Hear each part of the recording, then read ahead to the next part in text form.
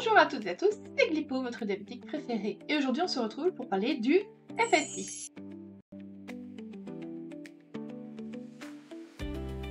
Mais avant tout, n'oubliez pas de vous abonner, d'activer la petite cloche des notifications pour ne rien louper.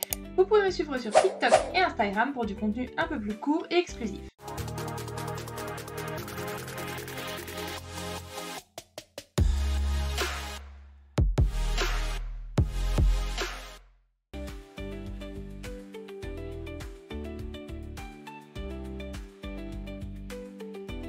Qu'est-ce que ça veut dire FSI? FSI, ça veut dire facteur de sensibilité à l'insuline. Concrètement, c'est le nombre de points de glycémie que vous fera perdre une unité d'insuline rapide. Par exemple, un FSI qui sera de 50 signifie en fait qu'une unité d'insuline rapide fait baisser la glycémie de 50 mg par décilitre, soit 0,50 g par litre. Et c'est super utile pour savoir combien d'unités s'injecter lorsqu'on est en hyperglycémie par exemple. Et il est d'ailleurs souvent utilisé par les infirmiers et infirmières qui sont en charge de patients diabétiques.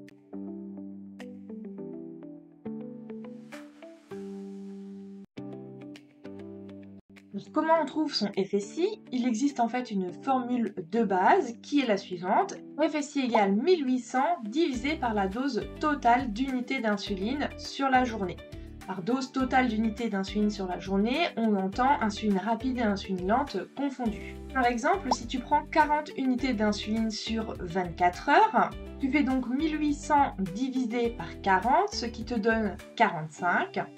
À ce moment-là, une unité d'insuline rapide fera baisser ta glycémie de 0,45 g par litre. Mais attention, ceci n'est qu'une estimation, c'est en fait une base. Chaque personne est différente, comme vous le savez, et même pour une même personne, ça peut varier au cours de la journée en fonction des activités, des hormones, de la fatigue par exemple. Il est tout de même bon de savoir qu'un FSI peut être trop élevé si votre glycémie est supérieure à ton objectif de plus de 0,40 g par litre après 4 heures. De même que ton FSI peut être trop bas si ta glycémie est inférieure à ton objectif de 0,40 g par litre après 4 heures. Il est quand même recommandé d'attendre d'obtenir au minimum 3 fois les mêmes résultats avant d'instaurer un changement et bien sûr de consulter ton équipe médicale. Il est donc important de bien surveiller ses réactions et surtout d'en parler à son médecin traitant ou à son spécialiste.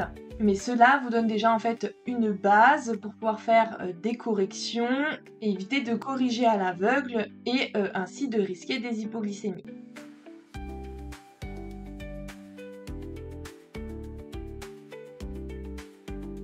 À quoi ça sert au quotidien? Le FSI, tu vas l'utiliser principalement pour corriger une hyperglycémie. Mais attention, quand ne pas administrer une dose de correction? Premièrement, si les résultats très élevés baissent souvent de manière inattendue, là du coup c'est imprévisible, il serait risqué de faire une dose de correction. Si moins de 4 heures se sont écoulées depuis votre dernière dose d'insuline rapide, et lorsque les résultats ont tendance à baisser suite à une activité physique que vous auriez fait quelques heures auparavant. Mais quand augmenter ta dose de correction alors? Une plus grande dose de correction correspond à un facteur de sensibilité qui est plus bas, on est donc moins sensible à l'insuline, on en nécessite donc plus, et cette augmentation peut être requise en cas d'hyperglycémie aiguë, de syndrome prémenstruel comme on a pu en parler dans les vidéos précédentes, d'infection si vous êtes enrhumé ou que vous avez la grippe par exemple, ou encore d'acidocétose, mais là on est sur un cas d'urgence et on va sur du médical absolument. Et quand diminuer sa dose de correction alors? Lors d'une perte de poids par exemple ou d'une activité physique régulière introduite dans tes habitudes. En fait, ces deux facteurs vont diminuer tes besoins en insuline, ce qui va donc augmenter ton facteur de sensibilité et donc nécessitera moins d'insuline quand tu feras des doses de correction s'il y avait besoin. Ensuite, le FSI te permettra d'ajuster ta dose d'insuline habituelle si tu avais un peu moins mangé que d'habitude ou si tu avais prévu de grignoter juste après. Prenons un exemple concret. Imaginons, tu es à 2,5 g. Ta cible est de 1 g.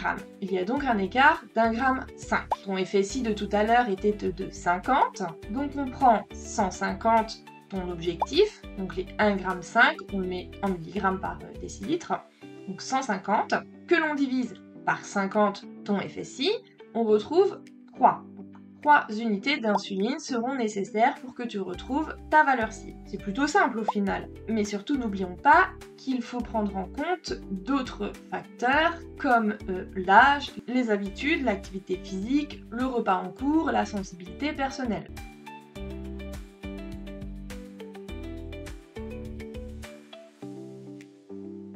Les petits conseils que je peux te donner, c'est premièrement de toujours noter les corrections, que ce soit dans un carnet, une application, mais d'avoir un support pour pouvoir visualiser ta sensibilité, comment tu réponds et comment tu réagis. Ça te permettra de voir si ça fonctionne bien ou si tu nécessites une personnalisation un peu plus poussée à ce moment-là avec ton équipe médicale par exemple. Ensuite, il faudra éviter de faire des corrections rapprochées et de les multiplier même au cours de la journée, sinon gare aux hypoglycémies.